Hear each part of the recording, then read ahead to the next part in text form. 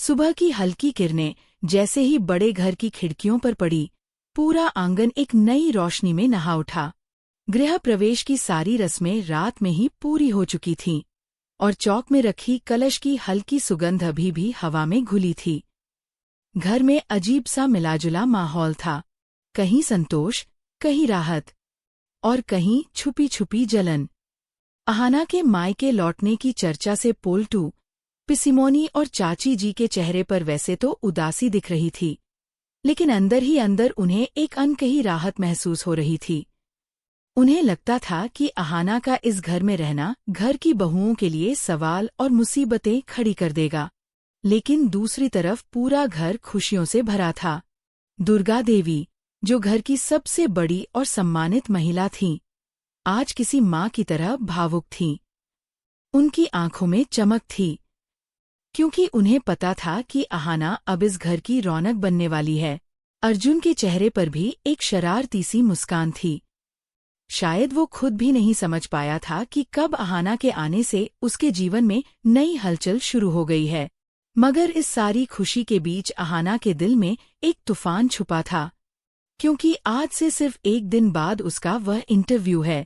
वह इंटरव्यू जिसके लिए उसने सालों तैयारी की, जिसके लिए उसने सपने बुने, और जिसके लिए उसने अपने भविष्य का नक्शा बनाया। अपने कमरे में खड़ी अहाना ने पुराने लकड़ी के संदूक से अपनी किताबें निकालीं। किताबों पर जमी मोटी धूल साफ करते हुए उसे ऐसा लगा जैसे वह अपने ही अधूरे सपनों की धूल झाड़ रही हो।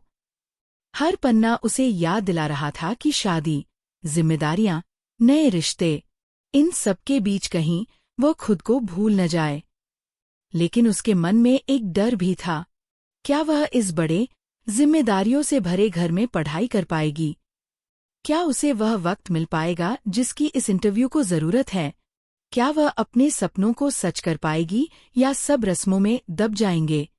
इन सवालों के बीच तभी किचन से आवाज आई, अहाना, जरा उधर आओ। वह भारी मन से रसोई की तरफ बढ़ी।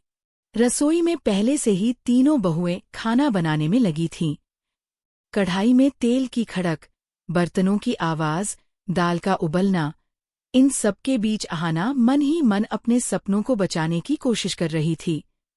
उसने एक हाथ से सब्जी चलानी शुरू की और दूसरे हाथ में अपनी जनरल नॉलेज की किताब छुपाकर पढ़ती रही। वह किताब को साड़ी के पल्लू में ओढ़कर ऐसे छिपाती जैसे कोई बच्चा चॉकलेट छिपा लेता है। तभी दरवाजे पर एक परछाई पड़ी। अहाना का दिल धक से रह गया। वो अर्जुन था। उसने जैसे ही किताब देखी, अहाना घबरा गई। किताब पल्लू के पीछे छुपाने लगी। उसकी सांसें तेज हो गईं। उसे लगा, अब डांट पड़ेगी। अर्जुन सोचेगा कि मैं घर गृहस्थी को गंभीरता से नहीं ले रही, शादी को अहमियत नहीं दे रही। लेकिन अर्जुन का रिएक्शन बिल्कुल अलग था। वह मुस्कुराया, धीरे से उसके हाथ से किताब उठाई। उसकी आंखों में प्यार और समझदारी दोनों थे। अर्जुन ने धीमी आवाज में कहा, इसे छिपा क्यों रही हो, अहाना? शादी का मतलब यह नहीं कि तुम अपने सपनों को बंद कर दो। मुझे पता है कल तुम्हारा इंटरव्यू है, और मैं तुम्हारे साथ हूँ। हमेशा। अहाना स्तब्ध रह गई। उसकी आंखें भर आईं। जिसे वह अपनी कमजोरी समझ रही थी, वही उसकी ताकत बन गया। अर्जुन ने बाकी बहुओं से कहा, कृपया कुछ दिनों के लिए अहाना को घर के काम से छुट्टी दे दें। उसे पढ़ने दें। यह उसका सपना है। दुर्गा देवी और श्रोत मामा दूर से यह पूरा दृश्य देख रहे थे। उनकी आंखें गर्व से चमक उठीं। अब घर का माहौल ही बदल गया। अर्जुन, जो कल तक अपनी दुनिया में खोया रहता था, आज अहाना का टीचर बन गया था। आंगन में बैठकर वह उसे इतिहास और भूगोल पढ़ा रहा था। कभी कोई कठिन सवाल आता तो वह उसे सबसे आसान उदाहरण से समझाता। अहाना एक आज्ञाकारी छात्रा की तरह नोट्स लिखती जाती। बीच बीच में अर्जुन उसे पानी देता, हौसला बढ़ाता। तुम कर लोगी। तुम बहुत होशियार हो, अहाना।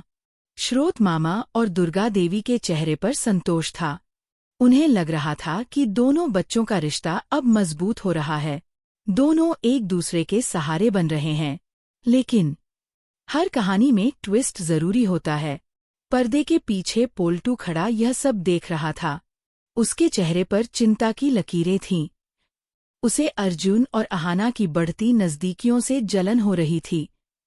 वह मन ही मन सोच रहा था, अगर अहाना अफसर बन गई तो इस घर में हमारी क्या चलेगी?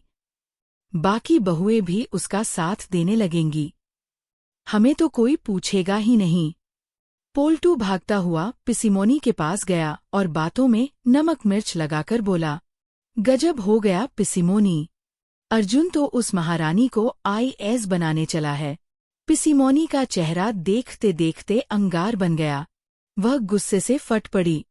धम धम करती हुई वह सीधे अर्जुन के रूम में पहुंची और चिल्लाई, यह क्या तमाशा लगा रखा है अर्जुन?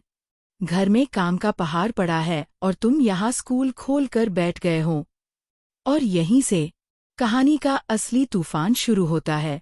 पिसिमोनी का गुस्सा देखते ही बनता था। वह रसोई के बाहर खड़ी बहुओं से कह रही थी, देखो, ये घर का काम छोड़कर स्कूल खेल में लगा है। आखिरकार कौन संभालेगा घर को? लेकिन अर्जुन ने मुस्कुराते हुए कहा, माँ, कुछ दिन तो इसे पढ़ने दीजिए। अहाना का सपना है और अगर वह इसे पूरा कर पाएगी तो हम सबका भी नाम रोशन होगा। अहाना अब पूरी तरह किताबों में डूब गई थी। वह इतिहास के कठिन सवालों को समझ रही थी, भूगोल के नक्शों को याद कर रही थी। अर्जुन हर सवाल के बाद उसके चेहरे पर मुस्कान डालता और कहता, बहुत अच्छा, बस यही तरीका है। जितना समझोगी उतना ही मजबूत बनोगी। लेकिन अहाना की खुशी में पोल्टू की साजिश की खुशबू घुली हुई थी। पोल्टू अब किसी बहाने अहाना की मेहनत में बाधा डालने की योजना बना रहा था। वह धीरे धीरे रसोई से निकलकर अन्य बहुओं के पास गया। आप सबको पता है ना? उसने फुसफुसाकर कहा, अर्जुन तो इस अहाना को IAS बना देगा। अगर वह अफसर बन गई तो हम सबको यह घर में पूछने का मौका नहीं मिलेगा। पिसिमोनी के चेहरे पर लालिमा खेल गई। ये कैसे हो सकता? हमारे घर की इज्जत तो बचानी ही होगी। उधर अहाना ऑब्लिवियस अपनी पढ़ाई में पूरी तरह मग्न थी। उसके हाथ में कलम और किताब थी, लेकिन दिल में एक डर भी था। क्या वह समय पर सब कुछ याद रख पाएगी? क्या परीक्षा में वह अच्छा कर पाएगी? अर्जुन ने उसकी चिंता को भांपते हुए कहा, चिंता मत करो, मैं तुम्हारे साथ हूँ। तुम्हारे लिए समय निकालेंगे ताकि तुम हर चीज को आराम से समझ सको। और हाँ, घर के कामों की चिंता मत करो। अहाना की आंखों में आंसू आ गए। उसे यकीन नहीं हो रहा था कि जिस आदमी को वह अभी तक सिर्फ पति मानती थी, वही उसकी सबसे बड़ी ताकत बन गया। उसके दिल ने अर्जुन को धन्यवाद कहा, लेकिन शब्द उसके होठों तक नहीं पहुंचे। वहीं पोल्टू ने अपनी साजिश शुरू कर दी। वह धीरे धीरे हवेली में अफवाह फैलाने लगा। अहाना सिर्फ पढ़ाई में लगी है, घर की इज्जत और कामकाज को बिल्कुल नहीं देख रही। बहुएं धीरे धीरे इस बात पर शक करने लगीं। कुछ ने तो अर्जुन से पूछ ही लिया, अर्जुन, क्या सच में अहाना घर के कामों में ध्यान नहीं दे रही? अर्जुन ने शांत होकर कहा, नहीं, वह बस पढ़ाई में थोड़ी व्यस्त है। लेकिन आप सब चिंता मत करो, वह घर और परिवार की बहुत इज्जत रखती है। फिर भी पोल्टू का दिमाग लगातार चालें सोच रहा था। वह योजना बना रहा था कि किसी तरह अहाना की पढ़ाई में बाधा डाली जाए और उसके सपने अधूरे रह जाएं। एक दिन जब अहाना पढ़ाई में व्यस्त थी, पोल्टू ने घर के आंगन में खेल खेल में कुछ पुराने दस्तावेज बिखेर दिए। अहाना ने जैसे ही उन्हें देखा, वह झिझक गई।